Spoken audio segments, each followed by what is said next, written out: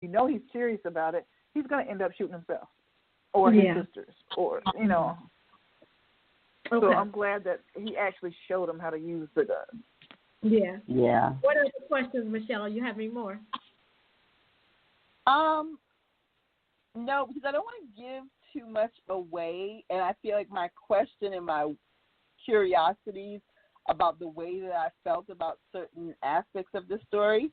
And I don't know how to. Okay, so I'm gonna address this, but without addressing it directly. So you guys know what I'm talking about, but we're not gonna talk about it because we don't want to give too much away. Well, I'm going to say this before you get into it. This is not a new book. It has 500 and something reviews, or it's been out a while. So a lot of people have read it already. I mean, I know we encourage people to buy the book and read the book, and I don't want to leave our viewers without an opportunity to have some of the surprises.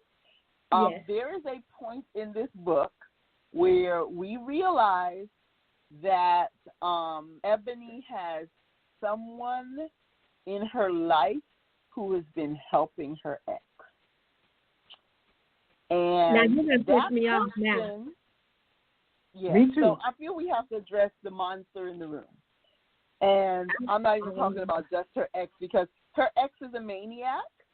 And I think that under any circumstances, if I come to you, Siera, or you, Lisa, and I say, my ex a maniac, I've been on the run for 3 years, and then I find out that one of you has been feeding my ex information, I understand what our heroine did to get away. I understand what our heroine did to find peace in her life, and I understand why our heroine has moved forward with the level of grace with which she will forward her life. But I'm still trying to figure out how she ain't planning something to blow up the life of the person who did that. And, I mean, I understand that this person was given some grace, but at the same time, I will not lie, I was angry. Because if I tell you that somebody hurt me, that should be enough. Especially since this is not someone that was in your life that you brought into my life. This is someone that I brought into this relationship. Your relationship is with me. So for you to say, oh, I'm going to help that person over me, that was very difficult. And that fed a lot of my emotions for the way that the story went forward, because I kept thinking, this person is the reason why these children are so traumatized. Because at the end of the day, cause and effect, that's what this is. This is the person that is the reason that Poppy doesn't talk. This is the person that is the reason why Kiera has a stun gun in her bag. This is the person that is the reason why little children who should be able to enjoy Christmas are instead always on guard for how to protect themselves and their mother if their father shows up. And I had a very difficult time with how to deal with that character. Did I say that nicely? You did. That I didn't say it in the way that I would want to say it, which is like fire and brimstone and you go to hell. I didn't say that. So I knew someone was helping Wyatt find them because he kept finding them, and Ebony couldn't figure out how. Same time, And when it was revealed, I was actually hurt for her. I really was hurting for her. But once again, I think this is a point where the author made it so real, because oftentimes women who are in abusive relationships like Ebony have been isolated from friends and family. And oftentimes the relationship is such that their dynamics, their social dynamics, reinforce that abuse continuing. And I think we see that with Ebony, in that the people that are in her circle with her and Wyatt and the marriage are aware of what's happening, and they are, if they're not only are they not intervening, they may even be enabling the abuse to continue. But I was very proud of Ebony because, again, this is a woman who is willing to do what she has to do to protect herself and her children. She will cut anybody out of her life that she needs to if it means keeping herself alive and keeping those kids safe.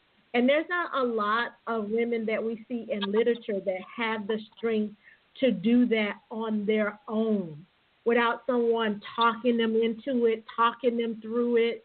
When we meet Ebony, and this is one thing I love about her, is that she's already willing to put in the work to do what's necessary to protect herself and the kids. Like, she's willing to go all the way. And I love that part of her personality does not change. In that way, that part of the character is very static. You know, like she's willing to do whatever it takes. She is, for lack of a better word, she's already balls to the wall when we meet her. Literally. Absolutely. That part of the story triggered me. I'm not going to lie. I'm sitting here trying to suppress. I'm suppressing my anger as I'm talking because I just want to scream. That that drove me crazy. I was like, you got to be kidding me. I did not. Ooh. Nobody should actually have to deal with that. Me too. This author took a lot of risk with this story because there's a lot of trigger points in this story potentially. I meant to say that when we first started talking that this story comes with trigger warning up the wazoo. Yeah. Yes, but what I like about it is that this blurb that she wrote, it is not all Christmassy and full of love. This blurb, and that's why I pointed out, it says bullets, it says blood, it says cut up body. Like, it says that in the blurb. And so I appreciate where this author, she may not have directly said everything, but she's letting you know what you're getting with this Christmas story. It's a Christmas carol. And I will say this about the story. The author gives the reader an opportunity. There's a good chunk of this story at the end of the book that gives the reader an opportunity to recover from everything that has happened. And truly, like, this is a story that I needed an epilogue. I needed an epilogue because I needed to know that after everything this family has been through, that they have found a level of peace. And I think a lot of that goes with the discussion about what the heroine had to do and the fact that just as a human being, you're somewhat stressed for this heroine. Like, I think, as I told Siera, my main emotion in dealing with what she dealt with was I want her and her kids to be okay.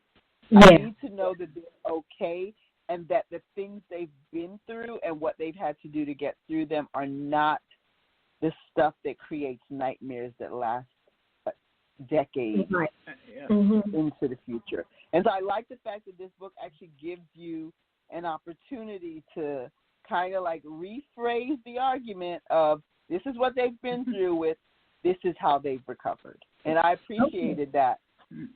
Yeah. All right. We have a caller on the line.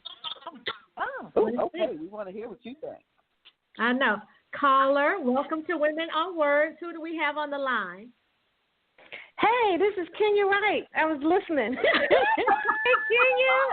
Yeah, I didn't listen to too much because I was like, oh, this book is so close to me. I didn't want to listen too much. But I was cracking up, actually, especially the Titty Bar stuff. I was laughing. Oh, my God. Okay. I just want to thank y'all so much for checking it out. Thank you so much. And taking it apart like authors do. I love it. Absolutely. I love Yoshiro. I have to tell you that. Yeah. Such a good him in my life. Yeah. You know what's Go ahead, Kenya. What's funny is I finished the book a year ago on this exact date. So when I woke up, I was like, man, I finished Redemption. So like it's just so weird. And when I was writing it, I was in such a rough moment in my life. And I have 3 kids, and they're like the same age in the book. And I felt like we were like running from like the world. You know, but we weren't running from anybody. But I felt like everybody was just out to kind of destroy what I was trying to build with us, if that makes any sense. So we were like in Puerto Rico.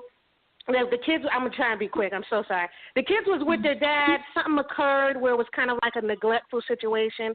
I left my vacation to come get them, and I like took them out of the States. I was like, these are my kids, and I'm going to protect them. But, you know, it wasn't as horrible as the book.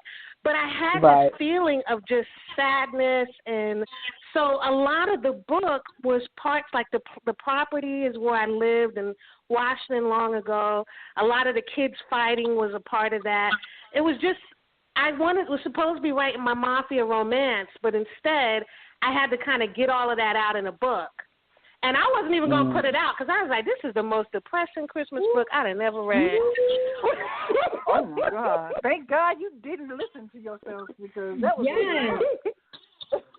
I am so glad that you released this book, Kenya. You know, it's amazing because Ebony in the book is actually a romance writer as well. So I'm assuming you drew on that, too, from your own personal experience. Definitely.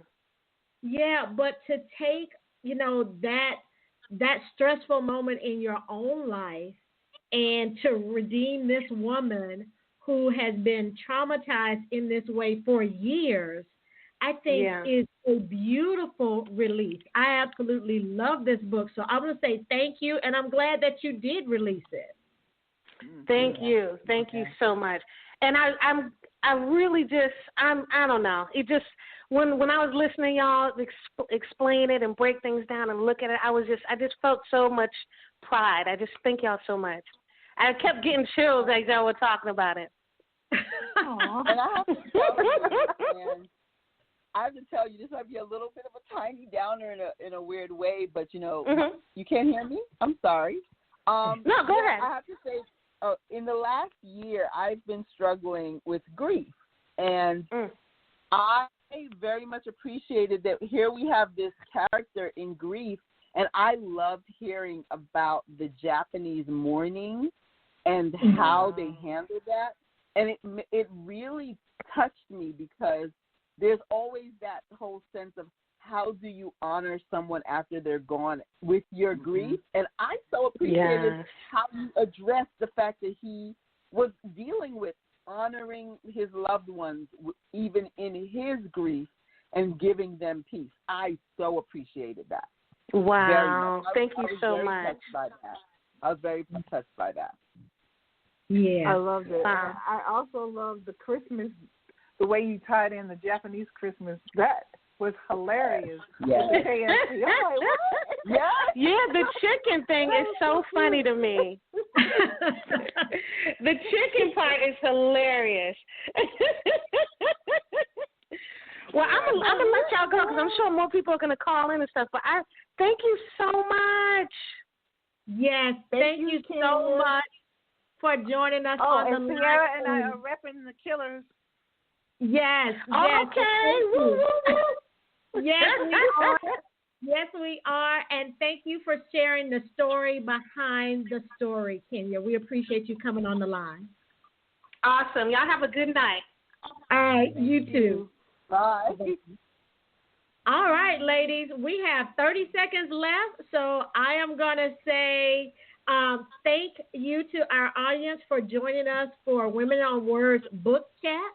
This month we read Kenya Wright's Redemption. We want to wish you all a very happy Thanksgiving holiday. Please be safe, and we look forward to hearing you on the show on December 3rd when we're back with Naomi Springthorpe and Tanya Clark, the ladies from Storybook Pub Christmas Wishes. Bye now. Bye. Bye.